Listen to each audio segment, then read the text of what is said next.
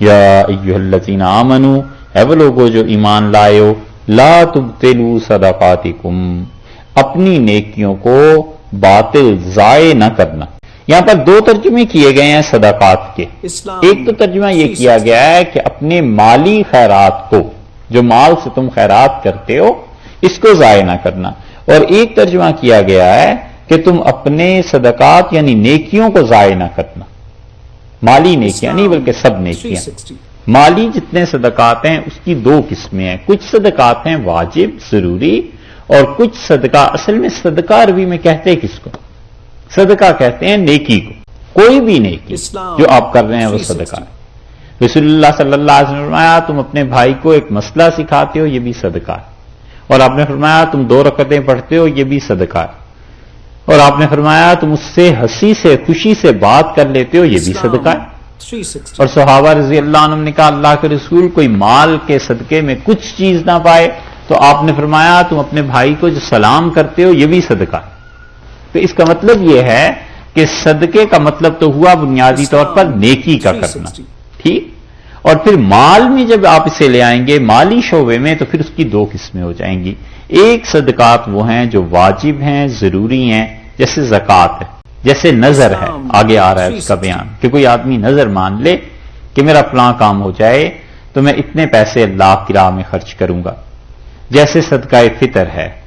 یہ سب چیزیں ایسی ہیں، زمین کا عشر ہے، خراج ہے، یہ سب چیزیں واجب کے درجے کی ہیں۔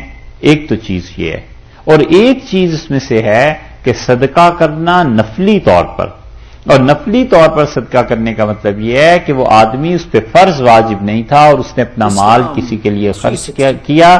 یہ دوسری قسم جو صدقے کی ہے نفلی صدقات، یہ سب کے لیے جائز ہیں، اور پہلی قسم جو ہے وہ مستحق افراد کے لیے جائز ہے۔ زکوٰۃ ہے وہ انہی پہ لگے گی جو زکوٰۃ کے مستحق ہیں۔ سورہ توبہ میں اللہ تعالیٰ نے ان کے مصارف بیان کیے ہیں، اور اس کے مقابلے میں نفلی صدقہ ہے۔ کوئی آدمی اپنے گھر والوں کو کھلاتا ہے، یہ بھی نفل صدقہ ہے۔ کوئی اپنے ماں باپ کے لیے کوئی چیز لے جاتا ہے، یہ بھی نفلی صدقہ ہے۔ بہن بھائی آپس میں ایک دوسرے کو دیتے ہیں، یہ نفلی صدقہ ہے۔ اس سے مراد نفلی طور پر نیکی ہے۔ صدقے کا ایک تصور ہمارے ذہن میں ہے کہ بڑی ناپاک سی چیز ہے، خراب سی چیز ہے، اور کسی کو صدقہ کیا کریں، وہ تصور غلط ہے، سمجھے؟ شریعت نے وہ تصور نہیں دیا، شریعت نے وہ تصور دیا ہے ان صدقات کے بارے میں جو واجب صدقے ہیں، کہ رسول اللہ صلی اللہ علیہ وسلم نے فرمایا زکوٰۃ وہ تو لوگوں کے جسم کا، ان کے مال کا میل ہے۔ جیسے آدمی غسل کرتا ہے تو جسم سے میل اتر جاتا ہے، اسی طرح مال کو وہ جب دھوتا ہے گویا تو اس کا میل ہے، اس کا نام ہے زکوٰۃ، وہ ہے ایسی چیز۔ باقی نفلی صدقات جو ہیں وہ سب کے لیے جائز ہوتے ہیں، بلکہ جو کچھ نفلی طور پہ نیکیاں کرتے ہیں وہ صدقہ ہی ہے۔ آپ کسی کے ہاں جاتے ہیں، اس نے کھانا کھلایا تو اس نے صدقہ کیا، اس نے نیکی کی آپ کے ساتھ، بس یہ ہے چیز اسلام۔ تو اس لیے جو نفلی صدقات پہ لوگ پوچھتے ہیں نا جی کہ نفل کا صدقہ، ارے بھائی وہ کسی کے لیے بھی جائز ہے، وہ کسی کو بھی دیا جا سکتا ہے۔ تو اللہ تعالی نے اس لیے فرمایا ہے یا ایھا الذین آمنوا لا تبطلوا صدقاتکم بالمن والعطا، اپنی نیکیوں کو مالی طور پہ جو صدقہ کیا ہے ان 2 چیزوں کی وجہ سے ضائع نہ کرنا، ایک من اور ایک عطا۔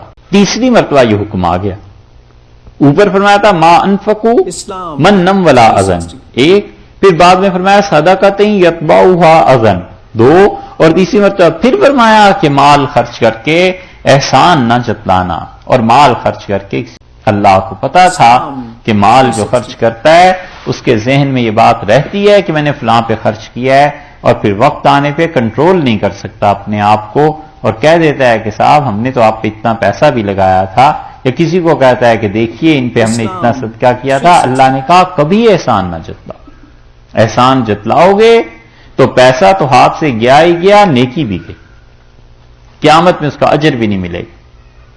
اذن تکلیف دینا، اور اس تکلیف کی کئی صورتیں ہیں کہ انسان پیسہ خرچ کرنے کے بعد تکلیف دیتا ہے دوسرے کو۔ کلذی فرمایا یہ ایسا ہے، یہ جو انسان ہے۔ اچھا ہاں ایک بات رہ گئی، اگر اس کا دوسرا ترجمہ کر لیا جائے کہ لا تبطلوا صدقاتکم، اپنی نیکیوں کو ضائع نہ کرنا، تو اس میں فقہا نے بہت تفصیل لکھی ہے۔ جیسے کسی انسان نے نفل نماز شروع کر دی تو اسے پورا کر لے کہ لا تبطلوا صدقاتکم، اپنی نماز کو ضائع نہ کرنا. شروع کر ہی دی ہے، ایک رکعت پڑھ لی اور پھر کوئی ایسی چیز پیش آ گئی، یاد آیا کہ جلدی پہنچنا ہے تو نماز توڑے نہیں، جلدی سے دوسری رکعت پوری کر لے، نیکی کو بیچ میں نہ چھوڑ دے، ضائع نہ کرے. یہ ہے ایک کام کو شروع کیا ہے نیکی کا اللہ کے لیے، درمیان میں سے چھوڑ کے پھر اور کام کی طرف چل پڑنا تو وہ پہلی نیکی ادھوری رہ جائے گی. تو ارشاد ہوا کہ دیکھو اپنی نیکیوں کو ضائع نہ کرو، نیکی کو پورا کرو، اتمام کرو اس کا، اور من اور ازا یہ چیزیں نہ آئیں. کلذی اس کی مثال ایسے ہی ہے اس منافق آدمی کی طرح. کلذی سے مراد وہ منافق آدمی، آگے اس کی تعریف جو کچھ ہے وہ آگے آ رہا ہے. ينفق مالہ، جو اپنے مال کو خرچ کرتا ہے ریا الناس، لوگوں کو دکھانے کے لیے. ریاکاری کے باب میں نص ہے قرآن پاک کی، یہ آیت ہے قطعی کہ یہ حرام ریاکاری. کلذی ينفق مالہ ریا الناس، اس آدمی کی مثال ایسے سمجھو جیسے کوئی آدمی خرچ کرے اپنے مال کو لوگوں کو دکھانے کے لیے. اسی لیے رسول اللہ صلی اللہ علیہ وسلم نے فرمایا کہ میں تمہیں بتاؤں جو باریک ترین شرک ہے، سب سے باریک ہے. ہم نے عرض کیا کہ آپ ارشاد فرمائیے، تو آپ نے فرمایا وہ ریاکاری. اور صحابہ کرام رضی اللہ عنہم کہتے تھے کہ ہم ریا کو بھی رسول اللہ صلی اللہ علیہ وسلم کے زمانے میں شرک ہی سمجھتے، اسی لیے وہ لوگ نیکیاں کرتے تھے بہت چھپا کے کہ کہیں اس میں ریاکاری نہ آ جائے، کہیں اس میں یہ چیز نہ. بہت قصے صحابہ کرام رضی اللہ عنہم کے اور امت میں بزرگوں کے کہ اللہ کی دی ہوئی توفیق سے نیکی کی اور ایسے ہو گئے جیسے انہیں اس چیز کی خبر ہی نہیں. اس لیے شرک کی اقسام میں سے ایک قسم گنی گئی ہے اور بہت مشکل ہے اس سے اپنے آپ کو بچانا. اسی لیے رسول اللہ صلی اللہ علیہ وسلم نے فرمایا کہ تم چھوٹے سے شرک سے بھی بچتے رہو. اور آپ سے عرض کیا گیا اللہ کے رسول کیسے بچیں، اور آپ نے فرمایا صبح و شام یہ کہتے رہنا، اللہ سے دعا مانگتے رہنا کہ اللہم انی اعوذ بک ان اشرک بک شیئا وانا اعلم. اللہ میں آپ کی پناہ مانگتا ہوں ہر اس شرک سے جس کو میں نے کبھی کر دیا ہو اور میرے علم میں ہو، واستغفرک لما لا اعلم، اور اللہ جس چیز کو میں نہیں جانتا پروردگار اس سے بھی تیری پناہ مانگتا، اس کی معافی چاہتا ہوں. حدیث میں آیا ہے 3 مرتبہ صبح اور 3 مرتبہ شام کو اس دعا کو پڑھنا چاہیے. یہ جو آپ کے پاس ہے نا ہماری ایک کتاب مجموعہ تعوذات، اس میں یہ حدیث ہم نے لکھ دی، اس میں یہ دعا بھی مل جائے گی. اور یہ ایک طرح کا وعدہ ہے ایمان پہ موت کا کہ کوئی آدمی اگر اسے پڑھتا رہے گا تو انشاءاللہ ایمان پہ خدا کی توحید پہ مرے گا. تو یہاں فرماتے ہیں جو آدمی مال خرچ کرتا ہے لوگوں کو دکھانے کے لیے، بڑی چیزیں ہوتی ہیں، ویسے تو خرچ نہیں کرنا، لیکن فوٹوگرافرز آ جائیں تو پھر خرچ ہوتا ہے. ویسے تو خرچ نہیں کرنا، لیکن محلے والے جمع ہو جائیں تو پھر ویسے مر جائے اور کوئی آدمی اور کچھ ہو جائے، جیل میں چلا جائے اور اس آدمی کے لیے 2-4 ہزار روپے نہیں دینے، اور اگر پتا ہو کہ پریزیڈنٹ آ رہا ہے، کوئی اور آ رہا ہے، کوئی بڑا آدمی میئر آ رہا ہے، بس پھر ساری تجوریاں کھلی ہیں. تو یہ ریاکاری کی قسمیں ہیں. اور شیطان اسی طرح انسانوں کے مال بھی خراب کراتا ہے اور اس کے ساتھ ساتھ ان کو مال سے محروم کرا کے اجر سے بھی محروم کراتا ہے. اسی لیے فقہا نے اس باب کو اتنی دقت نظر سے دیکھا ہے کہ وہ کہتے ہیں کہ ریاکاری کی وجہ سے جو مال آتا ہے اس مال کا استعمال جائز. کہتے ہیں پتہ ہے کہ اس آدمی نے ویسے تو دینا نہیں، لیکن اسے لوگوں میں بٹھا کر کچھ اور ترکیب کر کے اس کا مال بٹورا جائے، تو کہتے ہیں اس مال کا استعمال جائز نہیں ہے، کیونکہ اس نے اپنے دل کی خوشی سے نہیں دیا، محض دکھاوے کے لیے دیا، اللہ کے لیے نہیں دیا. تو اللہ نے فرمایا اس شخص کی مثال ایسے ہے جو اپنے مال کو ریاکاری سے خرچ کرتا ہے، ولا یؤمن باللہ والیوم الآخر، اور نہ اللہ پر ایمان رکھتا ہے اور نہ آخرت کے دن پہ ایمان رکھتا ہے. اگر اللہ پر ایمان اس کا واقعی ہوتا، اللہ کے لیے خرچ کرتا، اب دوسری چیزوں کو ساتھ شرک میں ملا رہا. ولا یؤمن باللہ، وہ اللہ پر ایمان نہیں رکھتا، یعنی اگر اللہ پر ایمان رکھتا ہوتا تو صرف اللہ کے لیے خرچ کرتا، دکھاوے کے لیے خرچ نہ کرتا. اور دکھاوے کا معنی اور ریا کا معنی یہ کہ کوئی آدمی جب نیکی کرے تو اپنے دل میں یہ تہیہ کر لے کہ یہ بھی مجھ سے خوش ہو جائے، یہ بھی راضی ہو جائے، اور لوگوں کو پتا چل جائے، کسی آدمی کو پتا چل جائے. تو یہ جو ابتدا میں آغاز میں نیت میں خرابی ہے نا، یہ ہے ریاکاری. ایک چیز. دوسری چیز یہ ہے کہ وہ آدمی کہتا ہے میں اللہ کے راستے میں مال خرچ کروں، دوسروں کو پتا چلے تاکہ دوسروں کو ترغیب ہو مال خرچ کرنے کی کہ تم بھی کرو. بالکل ٹھیک، وہ آگے بیان آ رہا ہے. تیسری چیز کہ ایک آدمی نے خرچ کیا، نیت صحیح تھی، اسے پتا چلا کہ فلاں کو پتا چلا ہے، والد کو، والدہ کو، کسی اور کو، اور وہ اس بات سے خوش ہوئے ہیں. یہ جو خوشی محسوس ہوتی ہے کوئی حرج نہیں، یہ بھی ٹھیک. صحابہ کرام رضی اللہ عنہم نے رسول اللہ صلی اللہ علیہ وسلم سے عرض کیا کہ اللہ کے رسول، کبھی کبھی کوئی ہم نیکی کرتے ہیں اور جب اس کا پتہ چلتا ہے کہ لوگوں نے اس چیز کو پسند کیا ہے تو ہمیں بڑی خوشی ہوتی ہے، تو کہیں وہ چیز ریاکاری میں شامل تو نہیں ہو گئی؟ تو آپ نے فرمایا نہیں، تمہاری جس نیکی پہ لوگ تمہاری تعریف کریں، آپ نے فرمایا تلک عاجل البشرا، یہ تو اللہ کی طرف سے پہلی خوشخبری ہے تمہارے لیے کہ خدا نے قبول کر لیا اور اپنے بندوں کے دل میں یہ ڈالا کہ وہ تمہاری تعریف. تو یہ جو آغاز سے نیت کا خراب ہونا ہے نا، کہ اس چیز کو لوگ جانیں گے، سنیں گے تو بڑی تعریف ہوگی ہماری، بڑی اچھی چیزیں ہوں گی، یہ ہے ریاکاری. اس لیے منع کیا. آگے دیکھیے ساری چیزوں کو جب پڑھیں گے یہ کلیئر ہوتی جائیں گی. تو وہ کیا کرتا ہے؟ اللہ پر ایمان نہیں اس کا. اللہ پر ایمان ہوتا تو صرف اللہ کے لیے خرچ کرتا، والیوم الآخر، اور آخرت کے دن کے لیے وہ خرچ کرتا. آخرت کے دن پہ اس کا ایمان نہیں ہے تو پھر وہ چاہتا ہے دنیا میں اسے جلدی جلدی اس کا عوض مل جائے، مگر نہ آخرت کے عوض کے لیے چھوڑ دیتا. کہ وہ کہتا کہ اللہ آخرت میں اس کا اجر چاہیے، دنیا میں اس کا اجر چاہتا ہے کہ نام ہو جائے، شہرت ہو جائے. تو قیامت پہ اگر ایمان تھا تو پیسے خرچ کرنے کے بعد یہ کیوں چاہتا ہے کہ دنیا میں اس کے مال کی ان چیزوں کی شہرت ہو جائے؟ اسی لیے حضرت ابو ہریرہ رضی اللہ عنہ کی روایت میں آتا ہے، اور انہوں نے کہا میں نے ایک بار نہیں، 2 بار نہیں، 7 مرتبہ سے زیادہ رسول اللہ صلی اللہ علیہ وسلم سے سنا، اور آپ نے فرمایا کہ قیامت میں جب حساب شروع کیا جائے گا اس امت کا تو سب سے پہلے 3 آدمی بلائے جائیں گے. ایک وہ جو شہید ہو گیا تھا، اور اللہ اس سے پوچھیں گے تیری شہادت کیوں ہو گئی؟ تو وہ کہے گا پروردگار تجھے راضی کرنے کے لیے، خوش کرنے کے لیے. اللہ تعالیٰ فرمائیں گے یہ غلط بات ہے، تو نے تو اس لیے شہادت اور جان دے دی کہ لوگوں میں شہرہ ہو اور نام ہو تیرا لوگوں میں کہ تو شہید ہو گیا ہے. تو ہم نے تیرا شہرہ کر دیا تھا، لوگوں نے تیرے مرنے کے پیچھے شہید کہا تجھے، تیرا نام بلند ہو. اور دوسرے سے پوچھیں گے تم مال کیوں خرچ کرتے رہے؟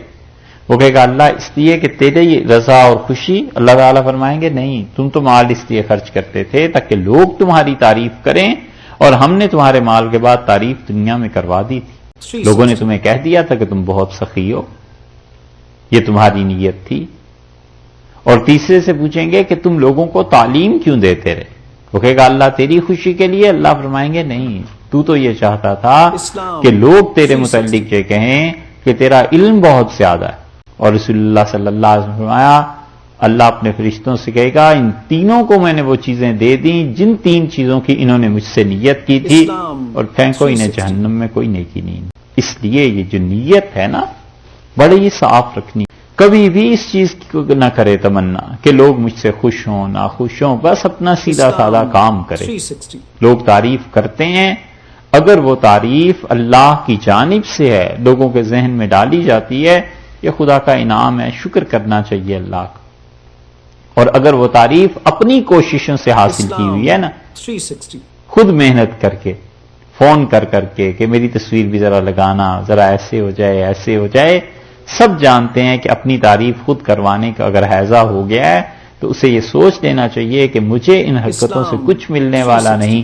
لوگ زیادہ سے زیادہ 2-4 دن کے لیے خوش ہو جائیں گے، پیسہ بھی گیا، نیکی بھی گئی. اس لیے فرمایا کہ والیوم الآخر، اور آخرت کے دن پہ اس کا ایمان نہیں ہے. اگر ہوتا تو اپنی نیکیوں کا اجر اللہ سے چاہتا. فمثلہ، اور اس کی مثال کس کی؟ کالذی، یہ جو پیچھے گزرا ہے، وہ آدمی جو اپنا مال خرچ کر رہا ہے، اس کی مثال کمثل صفوان، اس کی مثال ایک پتھر جیسی ہے.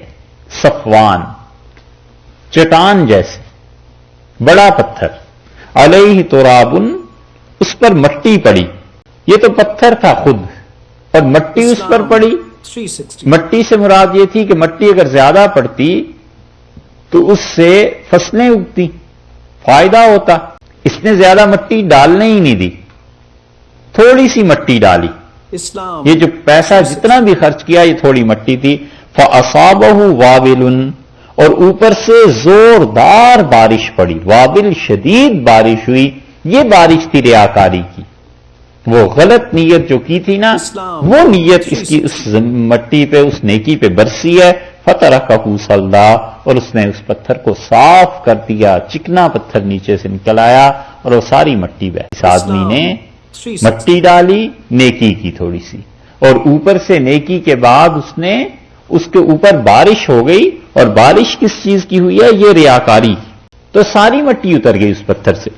لا يقدرون علی شیء، کسی چیز پر یہ لوگ قدرت نہیں رکھتے. مما کسبوا، جو کچھ کہ انہوں نے کرتوت کیے ہیں. اب جو کرتوت کیا ہے ریاکاری کا، اس کے نتیجے میں کوئی چیز انہوں نے حاصل نہیں کی. پیسہ خرچ کرنے کے بعد حاصل تو یہ چیز ہونی چاہیے تھی کہ اللہ کے ساتھ تعلق بڑھ جاتا، نیکی بڑھ جاتی. پیسہ خرچ کرنے کے بعد تزکیہ ہو جانا چاہیے تھا. آگے آ رہا ہے کہ تزکیہ کیسے ہوتا ہے. پیسہ جب آدمی خرچ کرتا ہے تو نفس کیسے پاک ہو جاتا ہے، اندر خدا کے ساتھ کیسے تعلق ہو جاتا ہے، وہ آگے آ رہا ہے.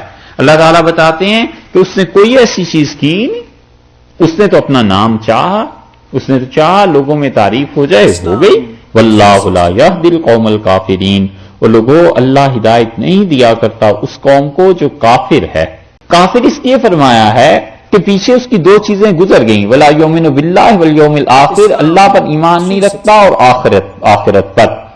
تو یہ کافر ہے اس لیے. اور یا یہ کہ منافق ہے اور اللہ نے آخر پہ پہنچ کے اسے کافر قرار دیا کہ اس کے دل کے عقیدے میں یہ بات شامل نہیں ہے کہ اللہ تعالی بھی ہے اور مر کے خدا کے حضور میں بھی پہنچنا. یہ چیز اسی لیے صحابہ کرام رضی اللہ عنہم میں مالی صدقات میں اخفا بھی تھا، اظہار بھی تھا.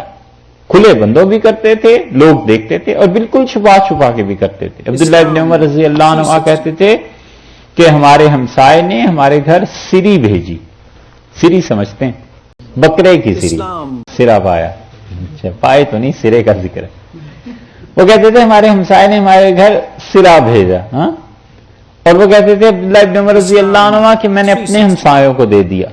اور فرماتے تھے 7 گھروں سے ہو کے صبح کے وقت ہمارے پاس واپس ہی پہنچ گئی، اور کسی کو کچھ پتا نہیں تھا کہ کہاں سے آئی ہے. اور نقلی صدقہ تھا، ایک دوسرے کے ساتھ نیکی کا ایسا جذبہ تھا، اور کسی کو کچھ پتا نہیں. فرمایا 7ویں گھر سے ہو کے بھی ہمارے ہی پاس آ گئی. یہ ان کا اللہ کے ساتھ تعلق کا حال تھا کہ خدا کے لیے خرچ کرتے تھے بہت زیادہ اور اپنی ضروریات سے زیادہ، مگر اس طرح کہ نہ کسی کو تکلیف دیں اور نہ کسی انسان پر وہ احسان. امام ابو حنیفہ رحمۃ اللہ علیہ نے ایک دن آئے اپنے دوستوں میں، اپنے شاگردوں میں، تو رو رہے تھے. ان کے شاگردوں نے کہا حضرت خیریت کیا ہو گیا، کیوں آنسو ہیں آپ کے؟ تو انہوں نے کہا دیکھو میں فلاں گلی میں جا رہا تھا اور میرے سامنے فلاں آدمی آیا اور اس نے مجھے دیکھا اور راستہ پلٹ لیا، تو مجھے بڑی شرمندگی ہوئی کہ اس نے مجھ سے قرض لیا تھا اور آج جب سامنا ہوا تو اس نے منہ ادھر کو کر لیا. پھر میں اس کے پاس گیا اور میں نے کہا میری غلطی ہے، میرا فرض بنتا تھا میرے دوست کہ میں پہلے ہی تمہارے حالات کی خبر رکھتا اور یہ نوبت نہ آنے دیتا، لیکن اگر یہ نوبت آ ہی گئی اور قرضہ ہو ہی گیا تو تم مجھ سے کٹ جاؤ گے. فرماتے تھے اپنی اس گناہ پہ توبہ کرتا ہوں کہ میں نے اس کی پہلے خبر کیوں نہیں لی، کیوں میری وجہ سے ایک ایمان والے کو شرمندگی کا سامنا کرنا پڑا. اللہ نے فرمایا کہ ان کی مثال ایسے جیسے پتھر، نیکی جیسے مٹی، اور اوپر سے بارش پڑی، نیت کی خرابی کی، صاف ہو گیا پتھر اور کوئی چیز ان کے ہاتھ نہیں آئی، اس لیے کہ وہ ایمان ہی نہیں تھا. یہ دلیل ہے اس بات کی کہ مومن انسان اللہ سے ثواب کی نیت رکھتا ہے اور رکھنی بھی چاہیے کسی کام کو کرنے میں کہ اللہ اس عمل پہ مجھے ثواب دے. اور یہی چیز حدیث میں آئی ہے کہ من قام رمضان، رسول اللہ صلی اللہ علیہ وسلم جس نے رمضان اس حال میں گزارا کہ ایمانن، اس کا ایمان بھی تھا، وہ احتساباً، اور ثواب کی طلب تھی اللہ سے، اللہ سے چاہتا تھا کہ خدا تعالی مجھے ثواب دے. آپ نے فرمایا اس کے پچھلے گناہ معاف ہو گئے رمضان میں. تو اس لیے اس سے بھی یہی پتا چلتا ہے کہ اللہ سے نیکی کے عمل پہ ثواب کی امید رکھنی بھی چاہیے، اللہ سے مانگنا بھی چاہیے. اور اس میں رد ہے ان لوگوں کا جو کہتے ہیں جی ہمیں ثواب عذاب سے غرض نہیں ہے اور ہمیں تو بس اس سے ہے کہ اللہ خوش رہے اور راضی رہے. بھئی اللہ کی خوشی کے لیے ثواب بھی ایک چیز ہے. اگر واقعی آپ اس مقام تک پہنچ بھی گئے ہیں کہ آپ کو ثواب و عذاب سے کچھ غرض نہیں ہے تو لوگوں میں تو مت کہی، لوگوں کو اس درجے میں رہنے دیجئے کہ وہ اللہ سے ثواب کی نیت رکھیں، نیکی کا کام کریں، ترغیب اس سے ملتی ہے.